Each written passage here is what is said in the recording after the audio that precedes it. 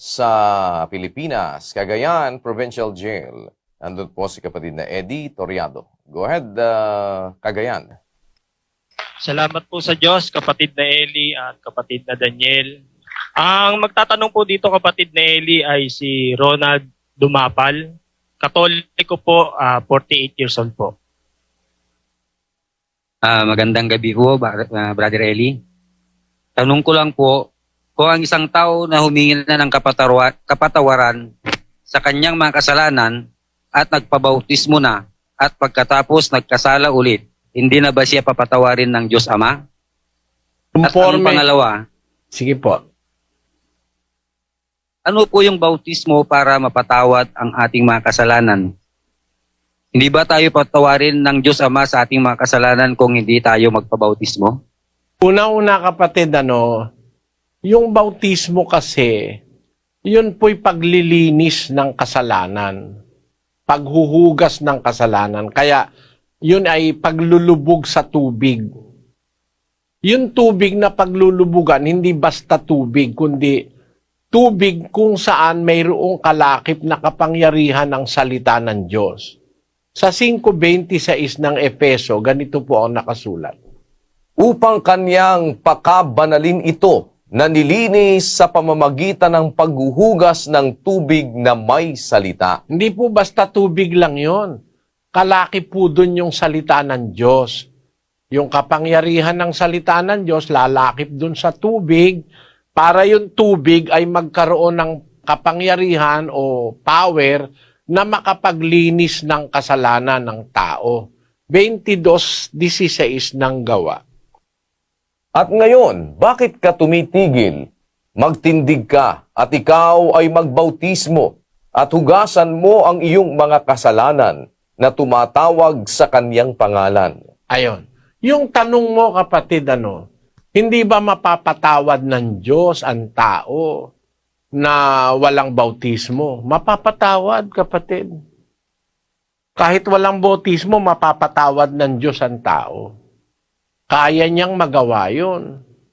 Ang katunayan, napatawad niya yung magnanakaw dun sa krus Wala namang bautismo ron. Pero alam mo, kapatid na Ronald, ang dapat mong maintindihan, ang Diyos naglalagay ng batas. Yung batas ng Diyos, kung sumasampalataya ka, dapat mong sundin. Huwag mong isipin yung labag o yung kabaligtaran ng batas. Halimbawa, tanong ko sa'yo, pwede ka bang sumiping sa hindi mo asawa? Pwede. By all means. Kahit asawa ng kapwa mo, pwede mong sipingan Pero, kung muutos ng Diyos, huwag mong sisiping sa hindi mo asawa, o ano bang konbinyente sa'yo? Yung sumiping sa asawa ng may asawa o yung sumiping sa asawa mo? Mas convenient kasi yung sumiping ka sa asawa mo. Kasi walang tataga sa'yo. Kasi pagka sinipingan mo yung asawa ng kumpare mo at nadatnang kayo, baka tagain ka. Diba? Ganun ang pagkilala sa Diyos. Meron siyang batas, wag nating kukwestiyonin. Alam nating pwede niyang magawa ang isang bagay, pero wag kang kukwestiyon. Parang ganito, Sa Israel nung araw, sabi ng Diyos, walang kakain ng taba sa inyo. Huwag kayong kakain ng taba at saka ng dugo. Sabi niya, sa anumang paraan, basahin natin ang isang talata sa Levitico 3:17. Magiging palatuntunang palagi sa buong panahon ng inyong lahi, sa lahat ng inyong tahanan, na hindi kayo kakain ng taba ni duguman. Dugo at taba, hindi ipinapakain ng Diyos sa Israelita. Walang kakain ng taba. Ang taba ng baka, taba ng mga tupa, yun ay susunugin para maging isang masarap na samyo sa Diyos. Basahin natin ang isang talata sa 3:16 ng Levitico. At mga susunugin ng saserdote sa ibabaw ng dambana, pagkaing handog nga na pinaraan sa apoy na pinakamasarap na amoy. Lahat ng taba ay sa Panginoon. Lahat ng taba sa Panginoon. Susunugin sa dambana, lahat ng taba. Ngayon, kung hindi ka nag-iisip, kung hindi mo alam yung totoo, sabihin mo, bakit ganun? Ang sarap-sarap pa naman ng amoy nung taba pag nasusunog na. Iniihaw mo halimbawa yung baka, nasusunog na yung mga taba. Ang sarap-sarap. Pero wag mong kakainin, aalisin mo yung taba. Lahat ng taba sa Panginoon. Siguro yung mga taong walang kaloobang sumunod sa Diyos, siguro sa isip-isip nila, bakit ganun? Ang sarap-sarap ng taba bakit ayaw ipakain sa amin? Ang taba sa Panginoon. Ngayon, komo ngayon, moderno na tayo, nag-aaral na mga tao sa mga siyentipiko. May napakaganda pala ng batas na yan. Sa Israel kasi, wala pang noon, wala pang microscope. Hindi pa nila alam yung kolesterol, hindi pa nila alam yung mga nakakasama sa tao pala yung taba. No? Pagka kumain ka pala ng taba, mapupuno ng kolesterol yung ugat mo, liliit ang dalo yan, magkakaroon ka ng high blood pressure. Tapos pag mataas na ang pressure ng dugo mo, masisira yung iyong mga bato.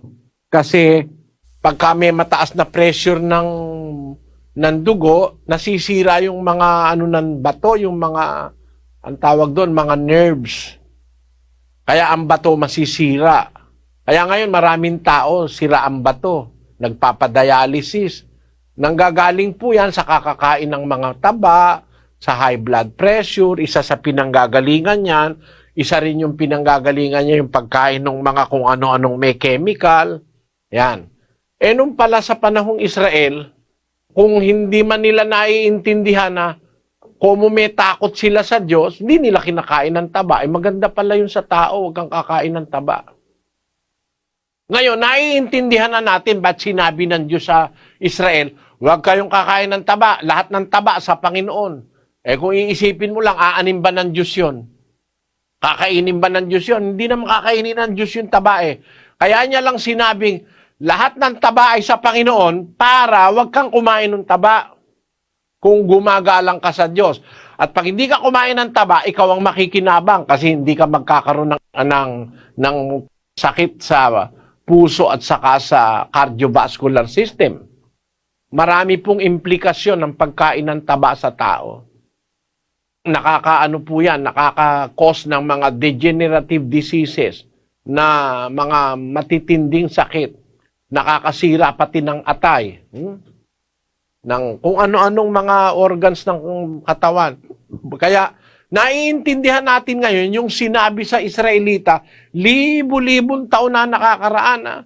Kaya pala bawal ng Diyos ang taba para ang tao na susunod ay mapabuti. Ngayon, sabi ng Diyos, magpabautismo ka. Kukwestiyonin ba natin yon? Ang Diyos ay mapagmahal na Diyos. Pag nag-utos siya, alam niya kung anong dahilan, ba't niya inuutos. Bakit ang kailangan ng bautismo? Ang isang sikreto kasi ng bautismo, kapatid, ganito. Sa 12:43 ni Mateo, pakinggan niyo mga kababayan.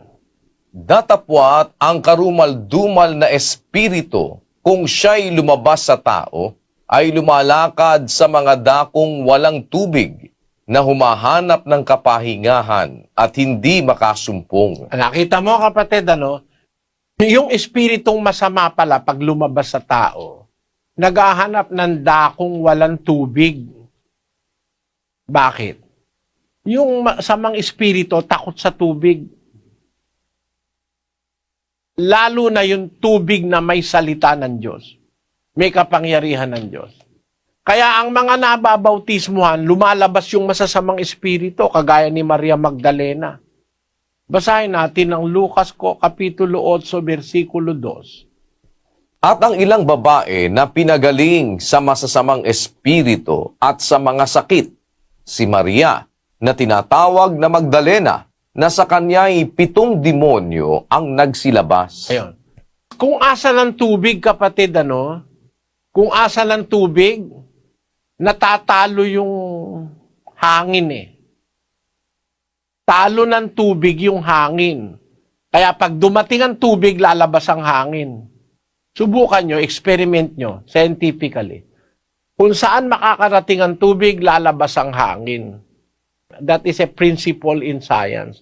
Lighter kasi yung hangin kaysa sa tubig. Ang espiritu po parang hangin. Ang espiritu parang hangin. Yung masasamang espiritu, pagka inilubog ka sa bautismo, lalabas yun sa pagkatao mo. Takot sila sa tubig na may kalakip na salita ng Diyos. Kaya alam nyo, ang salita ng Diyos itinulad sa tubig eh. Ang isang kahulugan nun, panlinis yung tubig. At yung tubig, pantaboy ng hangin. Yung espiritong masama na parang hangin, lalaya sa iyo pagka ikaw ay nalubog sa bautismo. Basahin natin ang Hebreo 1, versikulo 7.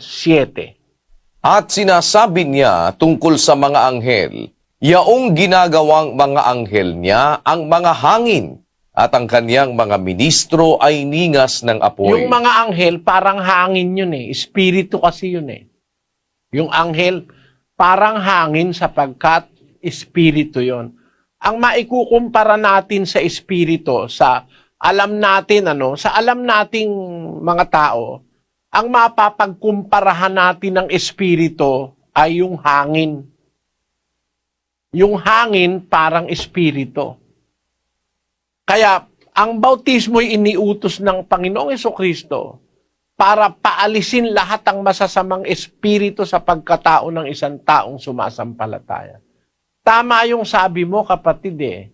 Pwede ka naman patawarin ng Diyos sa kasalanan na walang bautismo.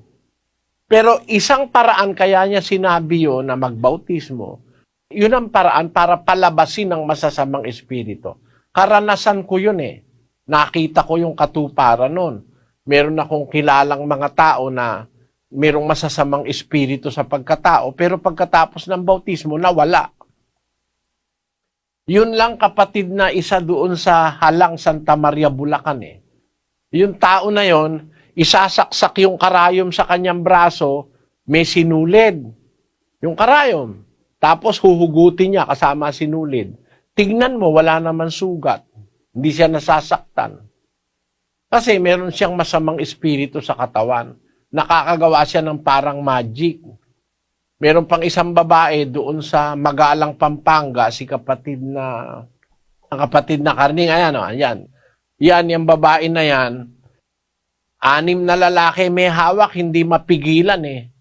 Kasi may masamang espiritu siya sa katawan. Pero nung mabautismohan siya, nawala. Gumanda ang kanyang kalagayan, naging mabait na tao.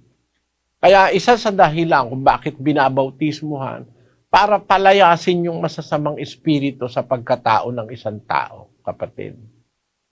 Sana naunawaan mo yun, Kasi sinabi ng Panginoong Jesus, pagka yung isang masamang espiritu umalis na sa tao, nag-ahanap yun ng dakong walang tubig. Kasi takot nga siya sa tubig, lalo na yung tubig ng bautismo. Parang ganun ang hangin, na pagka na-penetrate ng tubig, lumalayas yung hangin. Ang espiritu kasi parang hangin. Ngayon, doon sa isang tanong mo, kung nagpabautismo ka na, napatawad na ang kasalanan mo, kung magkasala ka uli, ay papatawarin ka pa ba? Kung ang kasalanan ay bunga ng hindi mo naman sinasadya, hindi mo naman pinaplano, hindi mo naman iniinteres. Kasi maraming dahilan ba't ang tao nagkakasala. Minsan, nagutom siya, wala siyang makain, nakapagnakaw siya. Minsan, ay natukso siya dahil mahina yung kanyang laman, nagkasala siya uli. Ang sabi ng Panginoon ganito, sa 2:1 ng unang Juan. Mumunti kong mga anak, ang mga bagay na ito ay sinusulat ko sa inyo upang kayo'y huwag magkasala. At kung ang sino man ay magkasala, ay may tagapamagitan tayo sa Ama, si Hesukristo ang matuwid. Ayon. Pagka nabautismohan ka na, nasakop ka na ng batas ni Kristo, meron ka ng tagapamagitan. Kumbaga, magkasala ka man, meron tagapamagitan na tumutubos, umaako ng iyong kasalanan. Ayon, ang pagkakaiba ng nabautismuhan sa hindi nababautismuhan.